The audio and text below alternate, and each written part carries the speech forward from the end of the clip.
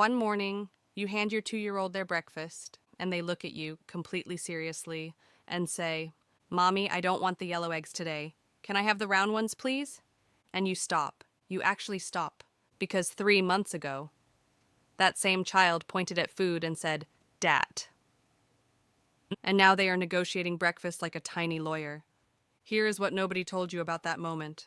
That sentence, that impossibly complete sentence, is not just cute.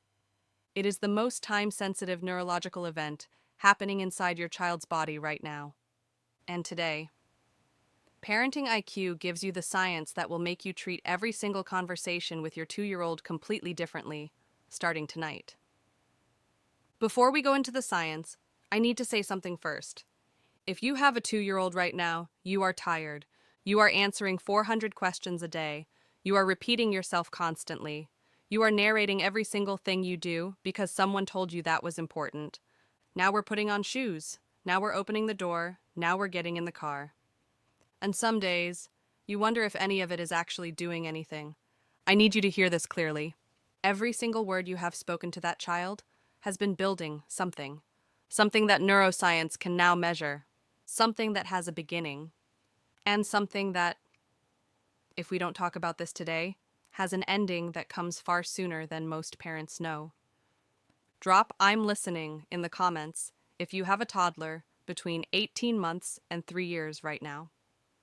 Because what I'm about to share changes everything about how you spend the next 12 months. To understand what is happening inside your 2-year-old's brain right now, you need to understand one of the most important and most ignored concepts in developmental neuroscience. It is called the critical period of language acquisition. This is not a parenting philosophy. This is not a theory. This is a biological event, as real and as measurable as a heartbeat. In 1967, linguist Eric Lenneberg first proposed that the human brain has a specific developmental window, a limited period of extraordinary neurological plasticity, during which language is acquired effortlessly. Harvard's Center on the Developing Child later confirmed what Lenneberg suspected. Between birth and age 3, your child's brain is forming 1 million new neural connections every single second. 1 million per second. And language, real language, complex language, emotionally intelligent language, is being hardwired into those connections right now. Not later, now. Let me show you exactly what is happening inside your toddler's brain, because once you see it, you cannot unsee it. Think of your child's brain at birth like a brand new city with no roads. Every experience they have, every word they hear, every conversation they witness, every story they are told, builds a road.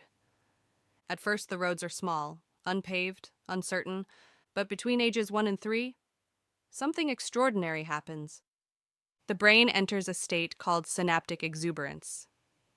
This is the scientific term for what neuroscientists call the brain's most productive construction phase. During this window, the brain is overbuilding, creating far more neural connections than it will ever need, because it is preparing for everything. Every language, every sound, every grammatical structure humanity has ever invented. Your 2-year-old's brain right now can still become fluent in any language on Earth without an accent. Yours cannot. Mine cannot. Theirs can. And here is the part that most parenting content never tells you. At approximately age 3, the brain begins a process called synaptic pruning. Think of it like a city deciding which roads get paved and which ones get permanently closed. The connections that have been used, the words that have been heard, the sentences that have been spoken, those roads get paved and strengthened. The connections that were never activated get pruned away, permanently. This is why a child who is exposed to rich language before age 3 learns to read earlier, speaks with greater complexity, and demonstrates measurably higher emotional intelligence by age 7, according to landmark research from the University of Kansas. This is also why the window matters. Because after age 3, the pruning accelerates, the city stops building new roads, and your child's brain begins optimizing for what it already has, not what it could still receive. Tell me in the comments, what is the most surprising or complex thing your toddler has said recently? Because I want you to see it differently after today. So what do you actually do with this information? 3 things, and none of them require you to quit your job, enroll in a linguistics degree, or narrate your entire life like a documentary. Pillar 1, the Serve and Return Protocol. There is a concept at Harvard's Center on the Developing Child called Serve and Return Interaction. It is the single most powerful language-building mechanism available to any parent, and it costs nothing. Here is how it works. Your child makes a sound, a gesture, a word, a facial expression. That is the serve. You respond with eye contact, a word, a full sentence, a reflection. That is the return. Every single serve and return exchange physically builds a neural connection in your child's prefrontal cortex, the region responsible for language, emotional regulation, and complex thinking. The one action starting today: stop answering your toddler in single words. When they say dog, don't say yes. Say, yes, that's a big brown dog. He looks very happy, doesn't he? You just built 3 roads instead of 1. Pillar 2, the emotion labeling method. Here is the one that shocks most parents.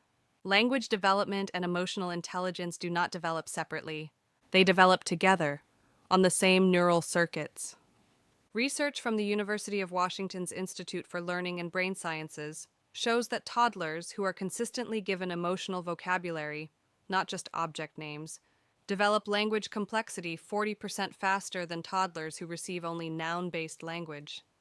The difference between "you're upset" and "I can see you feel really frustrated right now because you wanted to do it yourself and I jumped in, that makes complete sense" is not just empathy.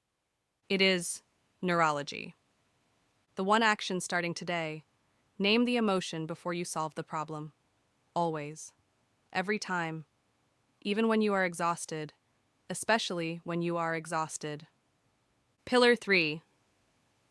The story loop anchor. The third pillar is the one that separates good language environments from exceptional ones.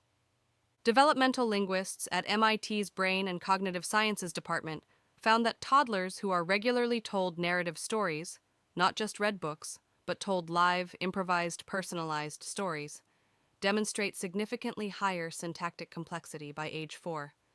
Because narrative structure, beginning, middle, end, character, problem, resolution, is the architecture of language itself.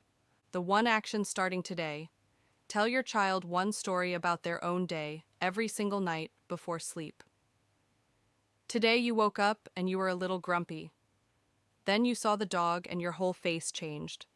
Then you ate the round eggs, because you are very specific about your eggs. That story loop is not just connection, it is brain architecture. I want you to think about the next conversation you have with your 2-year-old differently. Not as noise, not as interruption, not as the 47th question you have answered today. Think about it as a road being built.